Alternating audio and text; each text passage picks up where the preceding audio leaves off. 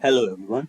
So this video I'll be walking through on how to make use of flags in Tailwind CSS. So as you can see, flags is basically a way to arrange and to align your components in React. And let's say if you would like to align your components in a proper way and it has to be responsive, and flags is basically the most useful styling class that you would like to make use of. As you can see, let's start with one of the flags features. For example, the first thing is here. As you can see, we have justify start here.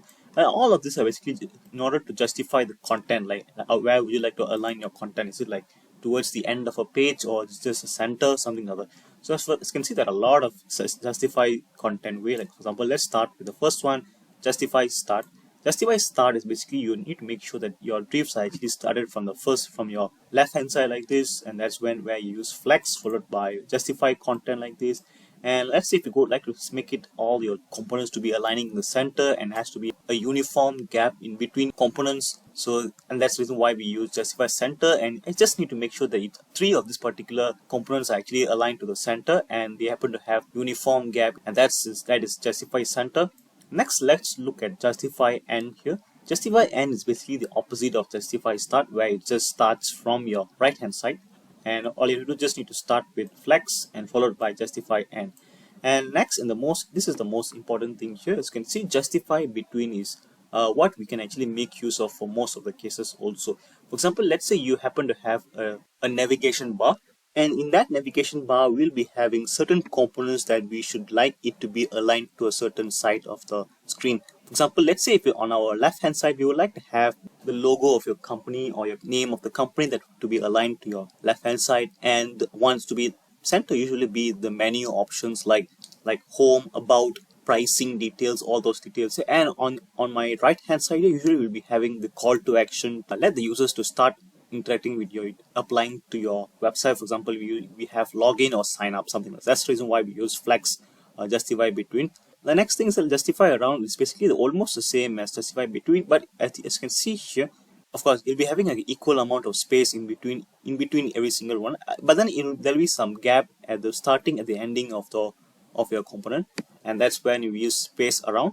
And next thing is space evenly. Space evenly is basically making sure that there is a gap in the between at the start here, and of course there'll be a gap at the behind it, but it's just almost the same as space. Other than the gap everywhere, you see I mean all the gap sizes are the same, unlike space around. As you can see, that this gap is not equal to this gap, and yeah, which shouldn't be like this. So as you can see, space evenly is like almost have gap in between every single one of them, and that's when we use space evenly. And yeah, I think those are the main parts of Flexbox. So let's go to our React project and let's get started with just some simple example that we can actually use to apply. And there you go. Right now we happen to have a simple yet really useful React template here. So as you can see here, it's just like simple 3 box here and inside a particular div here. So let's go back to our code here. As you can see here in our code, we happen to have a simple content here. For example, I just happen to have make use of the flex and followed by justify between code here, and this is where we'll be able to store the particular components inside it. In this case, I'm just going to use blocks component. Box component is basically a square sized shape component like box here. So we happen to have 3 boxes here. So let's see if I were to remove justify between like this. Let's see what happens if I just placed flex, and there you go. As you can see here, we happen to see by default justify start is one that's what being used here. But as you can see, let's see if I put justify start here, yeah, of course that's what it is. It will be starting. So when I put justify start here, let's click save, and there you go. I mean, there's nothing happens here because there's no gap in between. So we just need to add some gap. Let's say gap 8, and let's click save, and there you go. You happen to have some gap in. And of course, let's go to our next justify content, which is justify end. So in this case, I will replace the start with end like this. Click save. You'll be finding your components to be aligned on your right hand side. So that's what justify end is all about. And of course, justify between is the one that we're going to be making use for most of will be the most relevant thing here. For example, let's say because it just need to fill up the whole space. Here. There should only be a gap in between every single component, and there's no gap besides the in between. So as you can see, there's no gap here and there's no gap in here. And yeah, this is the most relevant because we will be using it for navigation bar of your website. So let's see an example of a navigation bar that I have used And there you go. This is a simple nav bar that I have just been using.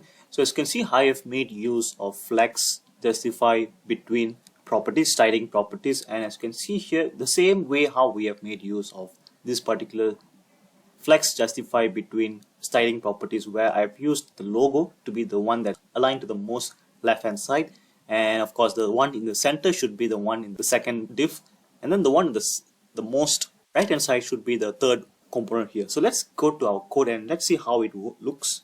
And there you go. Right now, as you can see here, we happen to have the first one to be the logo, second one to be the list of menu, and the third one should be the buttons. For example, there's a sign up button, there's a login button. So this is how it works. And this is where we are able to make use of flex justify between styling properties. The next one with more styling properties that I would like to discuss within Tailwind CSS.